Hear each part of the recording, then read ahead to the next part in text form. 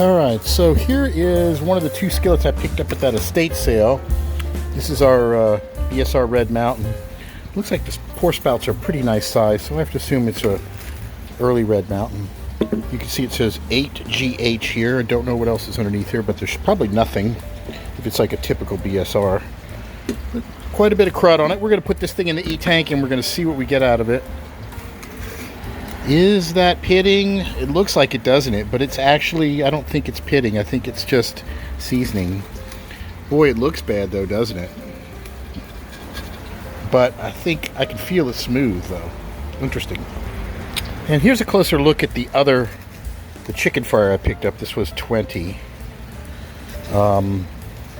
BSR Century. It says 8B. I wonder if it's a little bit smaller than a normal 8. Because the skillets would say 8B7. Is that a 7 underneath there in parentheses? It's hard to tell, but it looks like it could be. If that's a 7, this could be their 8B7 series, where it was like a little bit smaller than a regular 8. Let me see if I've got an 8 lid to see. Okay, here's a lid. This is a Red Mountain lid, you can see. Let's see if it fits. No, it's a little too big. So this is probably an 8B7 chicken fryer. I haven't seen that before. I've seen the 8B7 skillets. So it's a little bit smaller than a number 8, so it's basically a number 7. We'll get that in the E-tank and see what we can do with that too. Alright, time for another unboxing. So I know what this is because I haven't been getting very much stuff off of eBay. You know, times are tough and all that, but every once in a while when I'm bored, like I said, I find something that might be worth getting. And this is one of those things that I've never seen before, and the price was right, and I thought, you know, for something that might be pretty darn rare, I think I should grab it. Let's just see what we got here. Thank you. Enjoy. Okay. Let's see.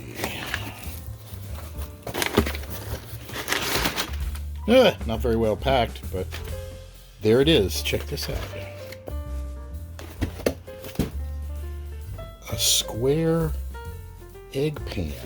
Isn't that pretty interesting? Let's take a look at it. Square egg frying pan, number 4 patent pending. Atlas Asonia Company, New Haven, Connecticut, made in the USA. Look at that. It's got a handle very similar to BSR. Square egg. So you want your eggs, a little thing like that. There you go. That's kind of cool, huh? Make your own little egg McMuffins or whatever. I'd never seen anything like it before. I thought it was really interesting and unique. I'm not familiar with this foundry. This is the only thing I've seen from them. So I think this is a very interesting, unique piece that is worth having. I might just put it in my booth, though.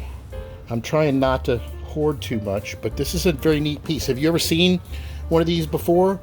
I had never had, and I wasn't familiar with this company, Atlas Asonia Company, New Haven, Connecticut.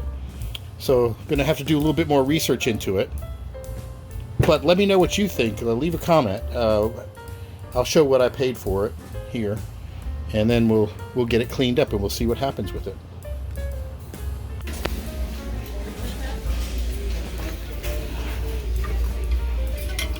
Oh, nice. I haven't seen a little one this small. Number 3. Oh, Wagner. That's good for $6. Might not even need to be reseasoned. 6 flat. Seeing a bunch of booths here that are empty, that they're resetting, I guess. Here's something new. Here's a local photographer with some of his work. Wow. This guy has seen some stuff. Look at this. Queen in 1978. Van Halen in 1978. Rolling Stones. Led Zeppelin. Blondie. Just some really great pictures. Look at this. Rush, 1977. Sticks. Just cool pieces of history.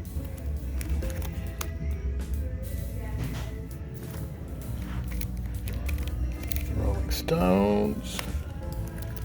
The Police in 1980. Alice Cooper. Green Day. There's a couple of more modern ones, but a lot of them are really old.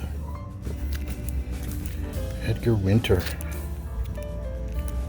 Leon Russell. Black Sabbath in 1978. Pretty neat stuff. So here's what I found out about this cool looking square egg pan. It's now been nicely cleaned and seasoned, and as you can see, it's quite marked on the back. It says square egg frying pan number 4, patent pending, the Atlas and Sonia Company, New Haven, Connecticut, made in the USA. There's not a lot of information on this foundry. They were in New Haven, Connecticut. They were called the Atlas Foundry for a little while, and then they merged with another company. But apparently the foundry was around from 1928 to 1945. So this was made somewhere within that time. Chances are it was made pre-World War II, because during World War II, the foundry was repurposed to make things for bombs, fuses and igniters for bombs or something like that. So this was probably made anywhere from 1928 to maybe the late 1930s.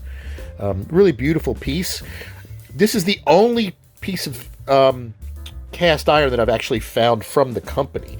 If you search for Atlas and Sonia cast iron, you'll find a couple of these instances of these coming up for sale, but no other cast iron pieces. So I don't know how many of these they made, or if they made any other pieces, but it seems quite rare. And this is a really beautiful example. It has like almost a BSR kind of handle, and really cool. I don't know, I may put it in my booth though. We'll see.